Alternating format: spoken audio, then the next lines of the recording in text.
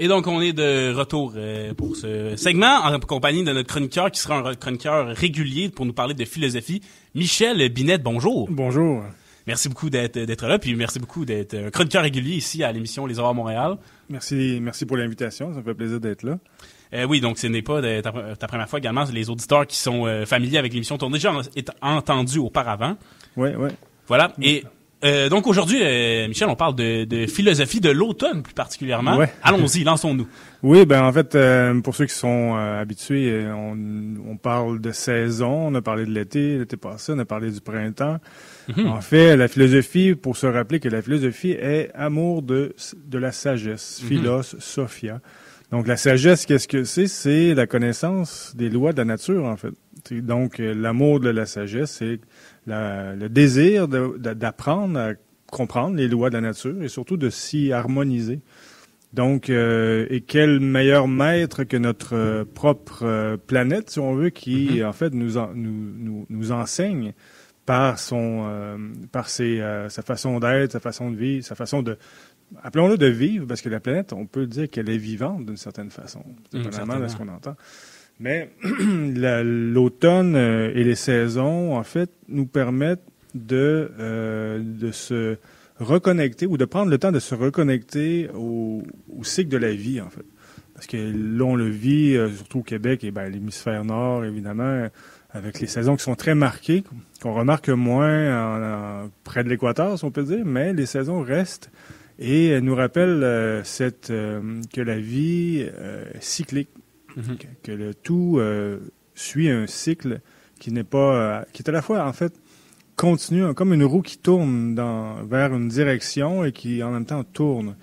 Donc on sait que dans quelques mois ce sera l'hiver, donc on n'est pas des devins en disant qu'il y aura de la neige, il fera froid ici, en tout cas à Montréal. Et donc ce que ça nous dit, c'est que ok, qu'est-ce que ça veut dire pour nous comme êtres humains en fait? Qu'est-ce que ça nous dit qu'il y a ces cycles de la vie? Et comment s'y harmoniser, en fait. Puis on dit que l'automne est le printemps des philosophes. En effet. Pourquoi? En effet, parce que l'été, on vit, à partir du printemps, en fait, on voit cette explosion de vie, les fleurs, les feuilles qui reviennent, les oiseaux reviennent, la vie revient. Tout l'été est cette vie à l'extérieur et, en fait, on arrive à l'automne et là, on voit que la vie... Si on regardait d'un simple point de vue plus en apparence, comme si la vie tombe, les feuilles tombent, les arbres meurent, on dirait, mais on sait que la vie, non, va à l'intérieur. Donc, quand on dit que le printemps, que l'automne est le printemps des philosophes, c'est qu'on va à l'intérieur de soi. Qu'est-ce que... L'introspection. Exactement. Donc, qu'est-ce que j'ai semé dans ma vie, mettons, dans les derniers mois? Qu'est-ce que j'ai semé? Qu'est-ce que j'ai fait comme action? Qu'est-ce que j'ai appris, en fait, de mes actions?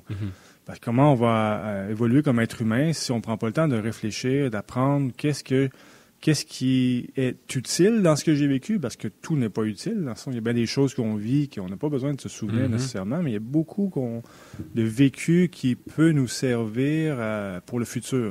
Les apprentissages, oui. Exactement. Donc, qu'est-ce que j'extrais de ce que j'ai vécu au cours des derniers mois de cette année? Et c'est un peu la même façon que les arbres nous enseignent qu'ils jettent les feuilles qui ont été utiles à un certain moment, mais ce qui est solide, on parle tout le tronc, si on veut, de l'arbre, sera réutilisé l'année prochaine. Et il y aura une nouvelle couche de croissance, un nouveau cycle qui va s'installer. Donc, c'est un peu la même chose avec nous. Qu'est-ce que j'ai appris de cette année? Quelles sont les semences avec lesquelles je repars? Pour que l'année prochaine, je puisse construire sur quelque chose de solide, en fait.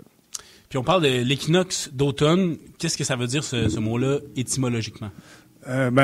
C'est ça, l'équinoxe. C'est équilatéral. Donc, c'est tout ce qui est égal. Et nox, c'est lié à la nuit. Donc, sur notre vaisseau spatial qui est la Terre, nous constatons qu'à l'équinoxe, exactement, la nuit dure autant que le jour. Il y a l'équinoxe du printemps, l'équinoxe d'automne. Donc, les deux sont comme 2 points sur ce cycle qui sont semblables, mais l'énergie est complètement différente. On voit que dans un, on a une explosion vers l'extérieur, et dans l'autre, on a un retour à l'intérieur. Pour arriver tranquillement jusqu'au solstice. Solstice, qui est soleil, stis, qui veut dire staré, l'origine. Ça veut dire que le soleil s'arrête, symboliquement. Ce que ça veut dire, c'est que la nuit augmente. Il y a de moins en moins d'heures d'ensoleillement à chaque jour. Ouais. On arrive au 25 décembre, au 21 décembre. Et là, la nuit est la plus courte. Excuse-moi. La nuit est la plus longue, ou l'obscurité la plus longue de l'année. Mm-hmm. Donc, symboliquement, et le soleil revient, la lumière revient. C'est pour ça qu'on a mis, par exemple, certaines fêtes comme la naissance du Christ, de Jésus, dans la religion catholique, chrétienne, où symboliquement, c'est la lumière de la sagesse qui revient, la lumière de la vie, la lumière spirituelle qui revient. Mais pour nous, comme philosophes, qu'est-ce que ça veut dire? Ben, c'est cette sagesse qui est à redécouvrir, à revoir, à renaître, en fait, qui va nous amener jusqu'au printemps. Donc, l'automne est vraiment intéressante comme saison parce qu'elle nous permet de faire une pause. Évidemment, il faut le faire volontairement, c'est pas parce qu'on peut se perdre quotidiennement dans nos habitudes, dans notre train-train quotidien, si on veut dire, et puis on oublie de prendre le temps de réfléchir, en fait. Faire une pause pour aller à l'intérieur, pour voir qu'est-ce que j'ai appris, qu'est-ce que je peux sortir, extraire de cette vie, en fait. Mm-hmm. Puis, comme vous nous l'avez dit, chaque saison a son sens philosophique, son influence. L'automne, vous venez de le dire, c'est vraiment se renfermer, les animaux qui vont hiberner, par exemple, se préparer pour l'hiver. Le printemps, c'est le contraire, comme vous l'avez expliqué, c'est on sort, bourgeon et tout. Ouais. Les autres saisons, été, hiver, est-ce qu'il y a un parallèle à faire? Est-ce qu'il y a... en effet, il y a un lien. Le lien, voilà. Ça fait partie d'un cycle d'une année, l'anneau, fait partie d'un cycle plus grand. En fait, si on fait l'analogie même avec notre propre vie, sur l'échelle d'une vie, on a une naissance, une vie, une maturité, et tranquillement la vieillesse, et ensuite, le cycle se termine. Mm-hmm. Bon, ensuite, on peut, selon certaines traditions, c'est comme si le cycle s'éternalise et puis peut-être une renaissance, mais bon, une réincarnation. Ça, chacun d'entre nous d'y réfléchir, de voir si c'est pertinent. Mm-hmm. Mais au moins, à l'échelle de notre propre vie, on le constate. Il y a un peu comme le printemps de la vie, c'est quoi? C'est l'enfance, la naissance, l'énergie, l'impulsion de la vie. Et, tranquillement, l'été, c'est comme un peu notre maturité.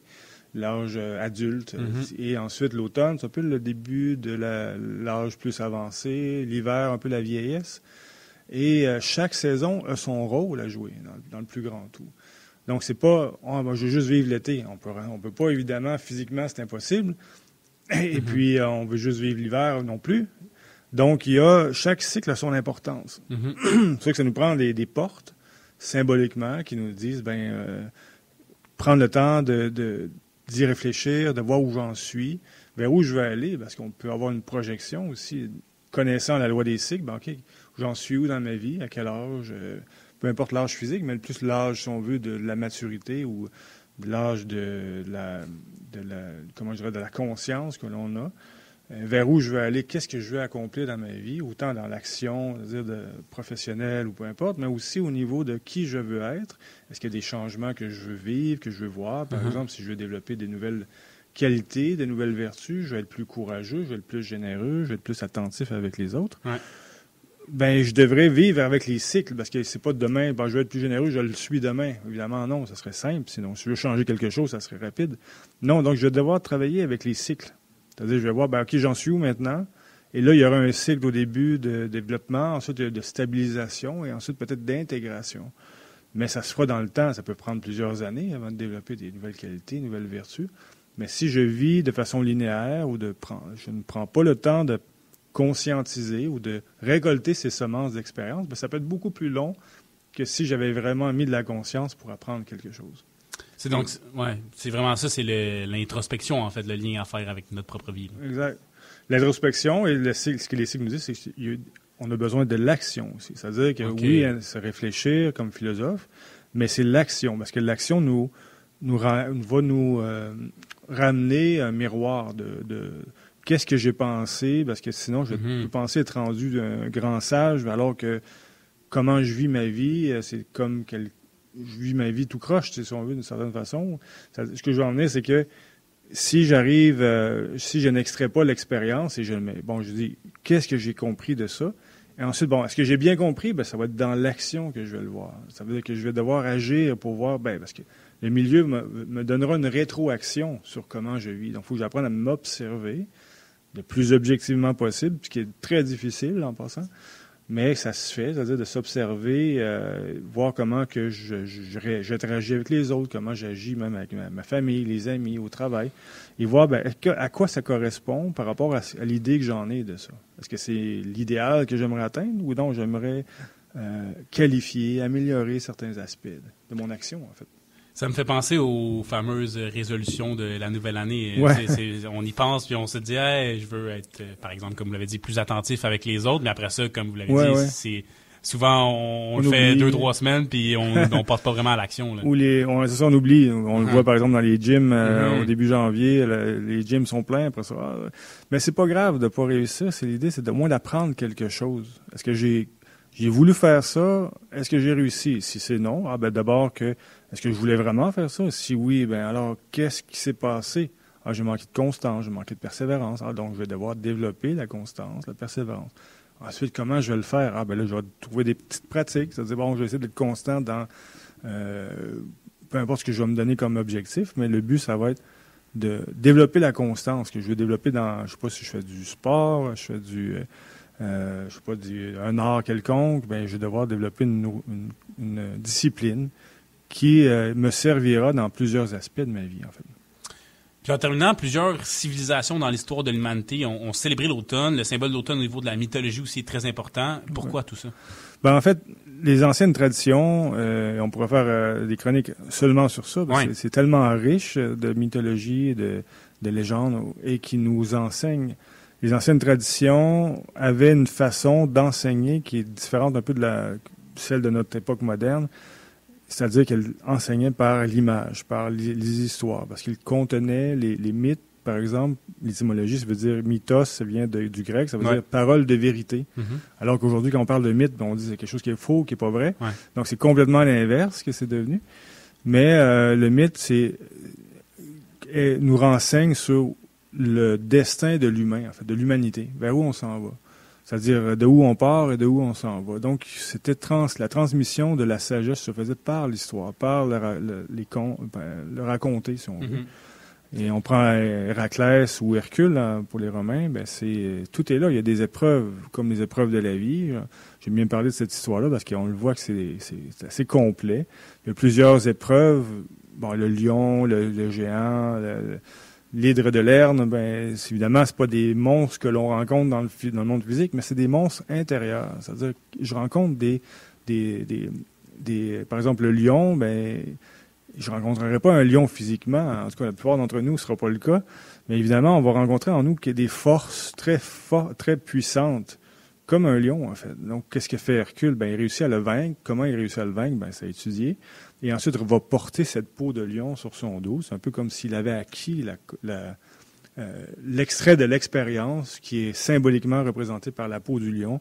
Donc, il porte un peu la qualité du lion après pour ses autres épreuves. Par exemple, la force, le courage, des choses comme ça. Eh bien, c'est déjà tout le temps qu'on avait, M. Bidette. Merci beaucoup de nous avoir parlé d'automne et on se revoit bientôt à l'émission. Parfait, on se voit dans 2 semaines. Exact. Je pense, donc, oui, je crois que c'est 2 semaines. Et d'ailleurs, pour rester en thème, on se quitte avec « Je suis né en automne » de Mélissande Electrotrad.